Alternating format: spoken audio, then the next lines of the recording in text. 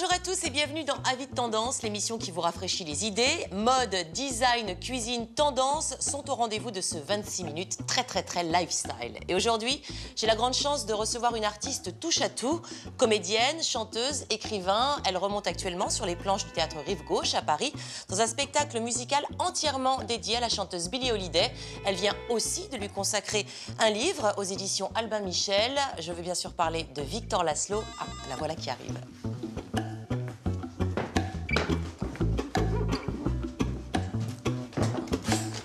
Oui? Bonjour Sandrine, c'est Victor Laszlo. Je vous ouvre. Oups. Bonjour Victor, bienvenue. Bonjour Sandrine. Comment ça va? Bien. Bien? Il fait beau. Il fait beau? Hein, le ciel est bleu. Je vous reçois à la maison. Est-ce que je peux vous offrir un petit truc à boire? Je veux bien un verre d'eau. Un grand verre d'eau. Je vous laisse aller vous installer. Et je vous amène ça tout de suite. Ça a été pour trouver? Ouais. C'est un quartier que je connaissais très... J'ai plein de copains qui habitent le quartier, donc... Ah, vous n'êtes pas dépaysé alors? Pas dépaysé. C'est joli ici, dis donc. N'est-ce pas? Oh là là. Ethnique. C'est un appartement de filles. Ah oui, bah ça Hein? se voit pas forcément. Non, ça se voit pas forcément. Tenez. Non, merci. Je vous en prie. Hop. On attaque, on y va. Alors Victor, vous êtes né d'un papa martiniquais, d'une maman grenadienne. Vous êtes comédienne, écrivain, chanteuse. Vous avez débuté dans la chanson au milieu des années 80 avec deux énormes succès, notamment, il y en a eu d'autres, mais Canoë Rose et Breathless. Le succès est arrivé très vite. Oui, mais franchement, je ne m'en suis pas... Comment dire? Je n'ai jamais eu cette conscience d'être dans le succce. J'ai vécu ça comme sur un nuage. Et puis quand les choses ont commencé à sentir un peu le roussi, je me suis dit, ah ouais, c'est vrai, rien n'est acquis. Et surtout c'est une remise en question permanente. Permanente. Alors, vous avez joué également dans de nombreux téléfilms, mais c'est au Théâtre Rive Gauche qu'on vous retrouve actuellement dans le spectacle musical sur la chanteuse Billie Holiday. C'est une reprise, puisqu'il avait cartonné. Et vous jouez actuellement jusqu'au 2 juin, c'est bien cela. Oui. Alors, vous interprétez des chansons de Billie Holiday, mais pas seulement. Il y a aussi une partie de texte à vous. À moi et à elle. En réalité, je lui ai piqué ces lignes, parce qu'elle a écrit son autobiographie, ou en tout cas, elle a été interviewée pour que paraisse cette autobiographie. Et c'est sa manière de s'exprimer, ce cynisme qu'elle a face à sa propre existence, au drame de son existence. Tout le monde sait que son existence n'est pas franchement rigolote. Et donc, on traverse sa vie avec 23 chansons, mais des petits moments de comédie dans lesquels Éric Emmanuel Schmitt, mon metteur en scène, m'a forcé à m'immiscer dans la peau de Billie Holiday. Cheers.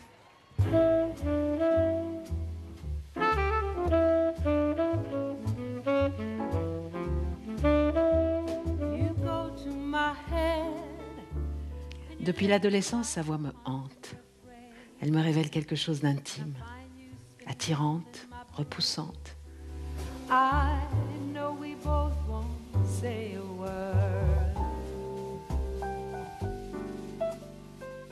Qu'est-ce qui vous fascine dans Billie Holiday? Mais c'est un personnage qui a... Et ces personnages me fascinent en général, ces femmes me fascinent en général, qui arrivent à extraire du tragique, du drame de leur existence, un talent tel que ça jaillit comme un volcan et ça devient une évidence. Et alors, vous lui avez également consacré un livre, My Name is Billie Holiday, sorti en 2012 aux éditions Albin Michel. C'était une manière de l'aborder de manière plus intime. Un jour, je me suis assise à ma table et il y a cette histoire qui a surgi, qui est qui est un vrai roman. C'est un vrai roman. Les personnages sont totalement fictifs, à part celui de Billie Holiday et à part les moments que l'on relate, qu'elle a vécu réellement à Londres lors de ces 2 passages. Et autour de ça, j'ai voulu tisser une fiction qui mettrait un petit peu les points sur les i par rapport aux hommes. Billie Holiday a eu des hommes dramatiques dans sa vie. Et j'avais envie de lui inventer un homme qu'il aurait aimé. Qu'il aurait aimé envers et contre tout, qui aurait été quelqu'un de bien, mais qu'il aurait aimé tellement que... il en aura presque détruit sa propre famille. Voilà. Vous partez en tournée avec Billie Holiday? Ah oui, oui, oui. Vous allez où? On va sillonner la France. On a déjà pas mal de villes qui nous accueillent. On sera en Hollande, on sera en Belgique, on sera au Canada, aux Antilles, en Suisse. Pour l'instant, voilà, ce qui est pas mal du tout. Et on risque d'être en Pologne et en Bulgarie aussi. C'est génial. Hein. Oui. Et alors, est-ce que vous savez si vous passerez par Aix-en-Provence? J'aimerais bien. J'aimerais beaucoup. Alors, on est allé, nous, l'équipe David Tendance à Aix-en-Provence, à la recherche des petits lieux art de vivre méconnus. Et je vous propose de découvrir ça tout de suite dans un sujet.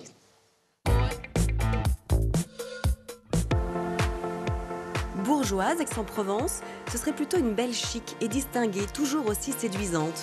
Une lumière douce baigne les façades des Bastides et hôtels particuliers. 101 fontaines chantent sur les places publiques, sur le célèbre cours Mirabeau et aux terrasses des cafés. Aix-en-Provence est toujours placée dans le peloton de tête des villes les plus prisées et n'en finit pas d'attirer des visiteurs. Nous, c'est son art de vivre légendaire qui nous a donné envie d'y faire une virée. Ça commence en plein cœur historique, à proximité de l'hôtel de ville, où Nadia nous présente sa boutique de créateurs. Ma boutique, c'est de représenter de jeunes créateurs qui sont dans l'anonymat. C'est de travailler la pièce unique, aussi bien du bijou, du sac, du foulard, que des coups de cœur, tout ce qui concerne l'accessoire. Les clientes, elles sont sûres de ne pas croiser leurs voisines avec leur sac, avec leur foulard. Je leur apporte de la nouveauté tous les 15 jours. N'hésitez pas à pousser la porte de ma boutique. Je vous garantis que vous allez repartir avec un accessoire et un joli sourire. Toujours dans le centre, à proximité de la place des quarts d'heure, voici Luc, un hôte généreux qui vous accueille dans un décor de vieille épicerie, douce nostalgie du passé. J'avais envie de proposer un lieu qui fasse un petit peu rêver. Pour moi, c'était proposer un lieu empreint de nostalgie, comme le temps où j'étais enfant et que j'allais chez mes grands-parents. Et je me souvenais de ces vieilles épiceries de village qui faisaient café, qui vendaient le sucre, etc. Au rez-de-chaussée, nous avons donc la salle du petit déjeuner, qui est aussi ma salle à manger, avec ma cuisine, et qui a un accès direct au jardin, qui est baigné de soleil l'été, et au milieu des plantes aromatiques, des lavandes, du thym, du romarin. Dans les 2 autres étages, on trouve 5 chambres, donc avec des noms que l'on peut trouver dans les épiceries. Donc il y a 2 suites, cannelle, calisson, et 3 chambres, muscade, vanille et pain d'épices. Voilà, donc le tout forme l'épicerie, notre maison d'hôte à Aix-en-Provence. Autre endroit au décor surprenant, un resto rue Annonnerie-Vieille, où la cuisine se veut cultivée. Le lieu est plein de ressources, comme nous l'explique Dominique. L'idée était de créer un lieu dans lequel on aurait nous-mêmes envie de venir, donc un restaurant où on mange et on mange bien. On a régulièrement des concerts, des artistes qui exposent, des expos qui changent tous les mois et demi. On a donc un artiste qui crée toutes les lampes, les luminaires qui sont ici aussi en vente et en présentation. Donc voilà, ça fait un lieu qui change. Un lieu qui est toujours en mouvement. Aussi, on le voit dans le contenu de la carte, puisqu'on n'a pas de menu fixe. On a une carte qui est donc différente midi et soir, et avec donc, des plats qui changent quasiment tous les jours, grâce à la créativité de notre chef. Notre chef va chercher en fait son inspiration un petit peu partout. Et l'idée, c'est la qualité des produits frais, la subtilité des épices qui mettent en valeur le produit. À part le calisson, notre coup de cœur aixois est un lieu où 4 savoir-faire s'entremêlent pour le plaisir des yeux et des papilles.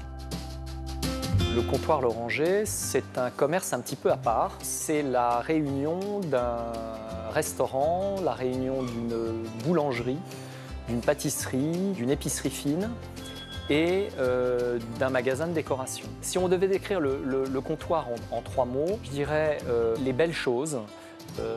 Nous travaillons pour mettre à votre disposition des belles idées. Je dirais en 2 des bonnes choses, parce que la gourmandise, c'est vraiment notre idée fixe. Nous travaillons dans ce sens pour vous proposer des choses simples, vraies et bonnes. Et troisième idée, je dirais l'art de vivre. Tout se mêle pour qu'on passe un bon moment, des moments agréables dans lesquels on se réunit et dans lesquels on passe un moment ensemble. Et pour terminer cette escapade en beauté, arrêt dans un salon de coiffure tendance avec Florian qui a plus d'un concept dans sa poche.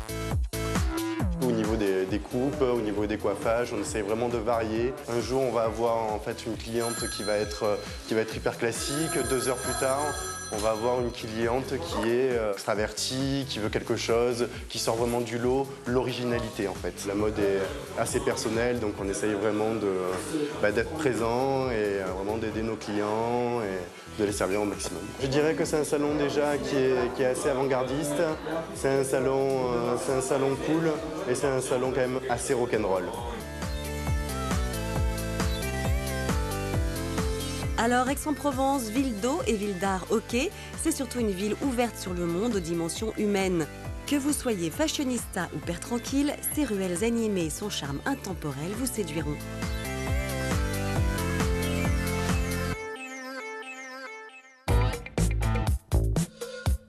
Ah, le soleil d'Aix-en-Provence, hein, ça donne envie. Hein. Oui, heureusement qu'il arrive là. Il arrive, il est là même. Il est là. Alors j'imagine que lorsque vous partez en tournée, en voyage, vous goûtez à la cuisine locale. Oui. Oui. Oui, je suis très curieuse des cuisines, des produits. J'adore me balader dans les marchés, ramener des trucs à la maison. Qu'est-ce que vous ramenez par exemple à la maison? Des épices, oui. Des épices, bien sûr. Et puis même des produits en boîte, mais du pays, oui. du lieu, des conserves, même des conserves, toutes sortes de choses. J'adore faire à manger, faire la cuisine. Oui. Qu'est-ce que vous cuisinez? Absolument, toutes sortes de tout. Beaucoup de poissons, parce que c'est vraiment mon aliment de base. Et puis j'aime beaucoup cette cuisine avec des émulsions. Au lieu de faire des sauces riches, on fait un condiment à part où on utilise des saveurs très exotiques, très différentes. On mélange des citronnelles, de l'orange, du jus d'huître, toutes sortes de choses comme ça. Et puis on arrive à quelque chose de léger et qui accompagne des chairs, des produits que l'on n'abîme pas. Parce que la cuisine, c'est un produit d'abord et puis c'est pas l'abîmer. Vous en parlez bien. Vous passez beaucoup d'heures en cuisine? Je passe pas mal de temps en cuisine, je passe pas mal de temps à table aussi, dans les restaurants. Oui. Et la cuisine japonaise, est-ce que vous aimez? Oui, beaucoup. Est-ce que vous savez fabriquer des sushis? Alors, pour votre prochain dîner, j'ai ce qu'il vous faut. Voilà comment, un petit cours pour fabriquer ces petits sushis à la maison. Regardez. Super. Un sushi d'abord, c'est très joli. Et puis c'est goûteux aussi. Mais leur fabrication exige la maîtrise de quelques règles de base. Alors rendez-vous au labo culinaire spécialisé dans ces petits fours japonais. Aujourd'hui, nous allons réaliser des sushis, des makis et des californiens. À la base de la recette, du riz rond à rincer 3 fois avant cuisson. Ne salez pas votre riz et ne rajoutez pas trop d'eau. Il ne faut pas rendre le riz pâteux. Le goût si particulier du riz tient à son assaisonnement. Comptez 28 g de vinaigre de riz, 10 g de sucre et 3 g de sel pour 250 g de riz rond. L'assaisonnement va rendre le riz collant. Un grand couteau, une nappe de bambou à envelopper dans du cellophane percé de quelques trous et vous êtes prêts.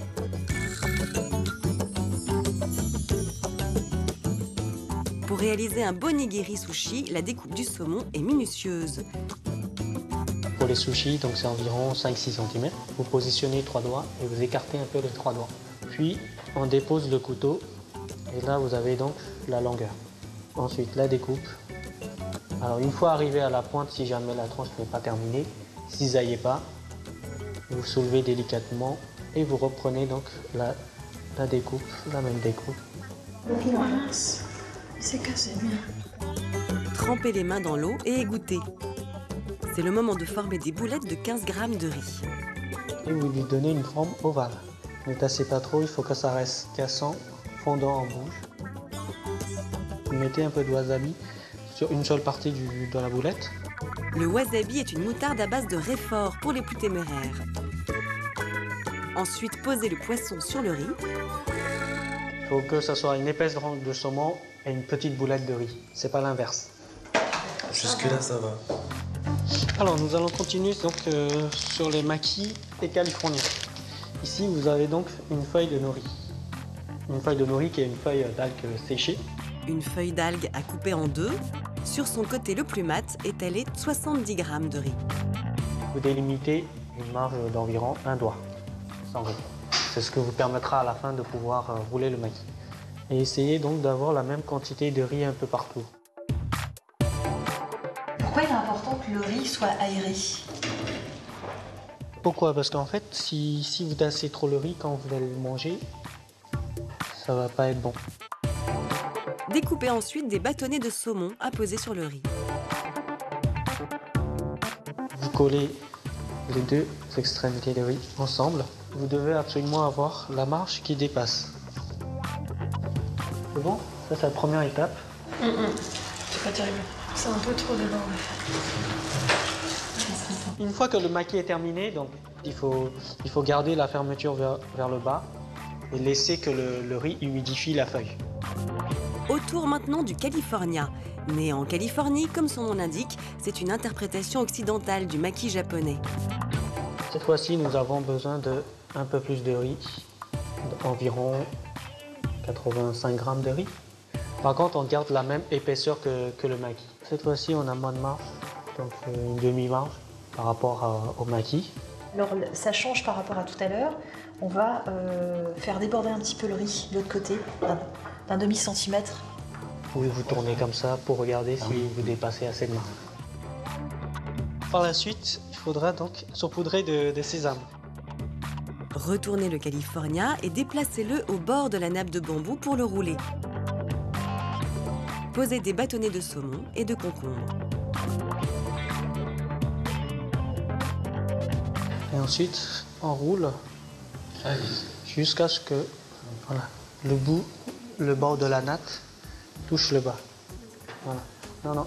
Deuxième étape, donc vous soulevez la partie devant et là vous roulez jusqu'à ce que tout le riz soit en dessous. Il suffit ensuite de couper les deux rouleaux. Nous allons d'abord découper le maquis. Il faut toujours le laisser reposer avant de les couper? Le maquis, oui. Vous séparez le maquis en 3. C'est peut-être moins bien qu'au resto, mais je pense que c'est bon. Donc je vous souhaite un bon appétit. Merci. Et maintenant à vos baguettes. Ou pas. Prenez du fromage à tartiner. Désormais vous connaissez les bases, alors à vous d'inventer la suite avec les ingrédients de votre choix.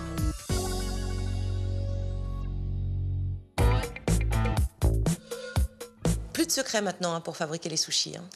J'ai intérêt à pas les rater. Alors, je voudrais qu'on parle de mode aussi, toutes les deux, puisque j'ai souvenir de vous, je crois que c'était pour l'Eurovision, dans des robes, fourreaux magnifiques. C'est une place importante, la mode. J'aime beaucoup la mode. Sans la suivre à la lettre, je ne suis pas une fashion victime. Oui. Je ne suis pas victime. Mais j'aime être... Je suis femme. Puis c'est vrai que j'ai eu la chance d'être habillée par... par des grands couturiers. Par Mugler au début. Le fourreau rose dont vous parliez, c'était Mugler. Mugler. Ça vous allait divinement bien. Et puis après, j'ai eu un petit passage chez Dior avec l'époque Gianfranco Ferré. Et puis j'ai eu la chance de rencontrer Christian Lacroix. Et alors là, pour moi, c'était... Ça a été l'éclat. L'explosion, l'éclat total. Parce que c'est d'abord un homme exceptionnel. Et puis il habille la femme avec un amour et puis un goût exquis, tout simplement. Est-ce qu'il y a des fautes de goût pour vous? C'est quoi la pire faute de goût en mode? Le total look. Oui. Ouais, vraiment, la personne qui sort de la boutique avec les boucles d'oreilles, la veste, le pantalon, les chaussures, le top, enfin tout le machin, l'image du lookbook. Oui. Alors, Victor Laszlo, on rappelle que vous êtes au Théâtre Rive Gauche pour le spectacle musical sur Billie Holiday, au moins jusqu'au 2 juin, c'est bien ça? Jusqu'au 2 juin. Et ensuite, tourner en France, en Europe, un petit peu partout. Oui. Et là, si on veut retrouver les dates... On les trouvera sur le site du Théâtre Rive Gauche. Ouais. D'accord. Ah. Eh bien, c'est Oscar. Alors, est-ce que vous connaissez Oscar? Non. Alors, Oscar, qui s'occupe de la tendance. Je suis ravi d'être là. Bonjour. Bonjour, Oscar. Victor, Oscar. Enchanté. Ravi de vous rencontrer. Un petit bisou. Comment ça va? Bien et toi? Tout se passe bien? Très bien. Ouais. On parle de quoi? On va parler de la tendance jungle. Donc on Oui. va faire un peu les aventuriers, mais avant tout, on va regarder un petit micro-trottoir pour voir ce que les gens pensent de cette tendance. Allez, c'est parti. Allez, on y va.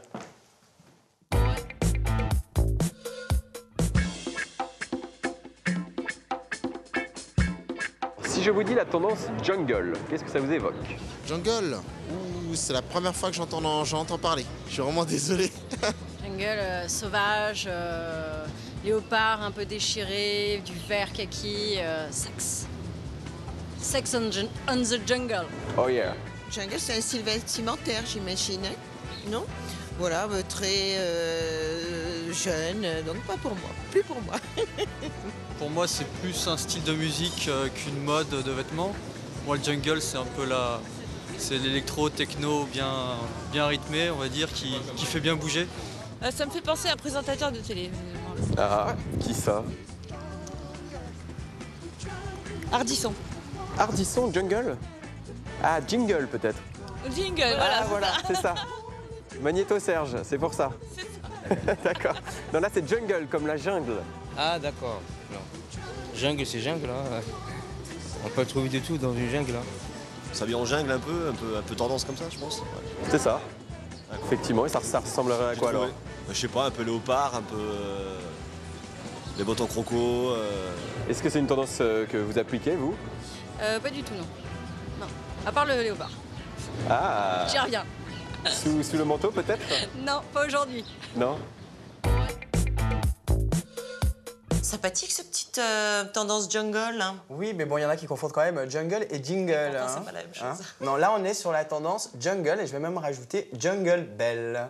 Parce qu'en fait, oui, on est des Amazones, enfin vous êtes des Amazones. Bien sûr, Victor. Et donc c'est une tendance qui a été initiée déjà cet hiver, qui continue cet été. On l'a vu sur tous les podiums, hein. On l'a vu à la fois chez Castelbajac, chez Isabelle Marant, et puis très fortement chez Kenzo. On le retrouve également au-delà de la mode, dans le maquillage. Ces poudres un peu dans les tons or, kaki, marron. Donc il y a une vraie tendance qui se retrouve même jusqu'au bout des ongles. Oui. Et puis qu'on va retrouver bien sûr dans l'univers de la maison. Donc ça va être à la fois au niveau des papiers peints, des motifs, des coussins, donc surtout au niveau des imprimés, et puis des couleurs qu'on va mettre dans la maison. Alors ça, qui vont aller, la tendance jungle. La tendance jungle. C'est que dans un an, il va vouloir enlever son papier. Il va galérer, parce que ce ne sera plus la tendance. Ça, c'est le problème après des tendances. Mais vous voyez, on a nos hit girls quand même, hein, Alexa Chung, qui, elle, est à fond sur cette tendance. On va commencer par ces colliers. Donc en fait, ce sont des colliers en perles qui sont assemblés à la main, qui sont faits en Afrique du Sud par des femmes zoulous. Hein, donc c'est dans le centre de l'Afrique du Sud. Donc il y a un côté bénéfique dans le sens où c'est une des régions les plus pauvres d'Afrique du Sud et ça permet en fait à ces femmes qui ont en fait cette tradition, c'est une tradition ancestrale.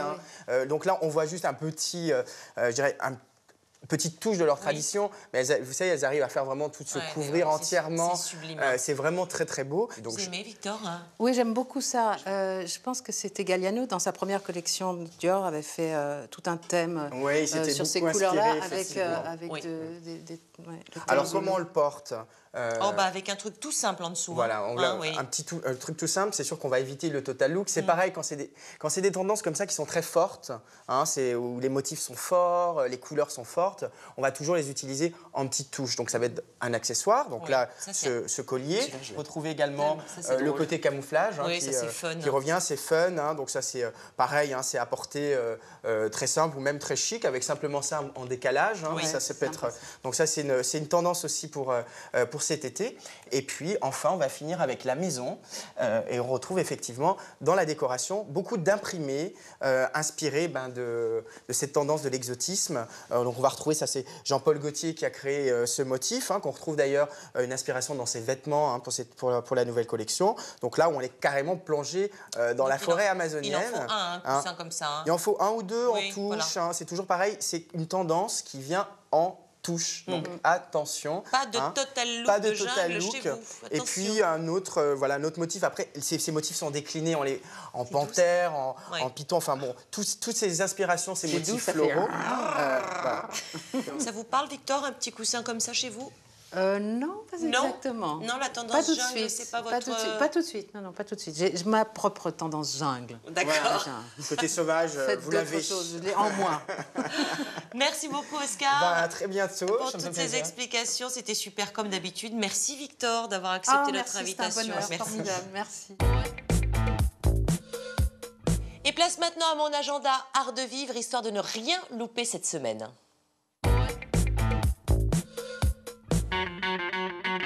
Pour les pros de l'art de vivre que vous êtes, voici les impératifs de la semaine à ne pas louper. On commence par une expo au Musée des Arts Décoratifs de Bordeaux avec Christine McCurdy, une artiste céramiste qui dépoussière la porcelaine avec goût. Hommage à la prestigieuse manufacture de Sèvres qu'il a accueillie pour une résidence, c'est une jolie réflexion sur la forme, à découvrir jusqu'au 27 mai. Ensuite, on file à la porte de Versailles à Paris pour Beyond Color, le premier salon multiculturel dédié à la beauté, la mode, le bien-être et bien sûr le lifestyle. C'est du 8 au 10 juin. Le bouquin de la semaine est aux éditions de La Martinière avec La boîte à chaussures, un jeu de mémoire trendy pour les amoureuses de l'escarpin, des sandales vintage de Ferragamo aux dernières créations de Manolo Blahnik. Testez vos connaissances. Enfin, notre coup de cœur cette semaine, c'est l'incontournable Festival international de la photographie et de la mode Ayer, au programme 10 stylistes, 10 photographes et des œuvres exceptionnelles présentées dans la célèbre Villa Noailles. Faites le plein jusqu'au 26 mai.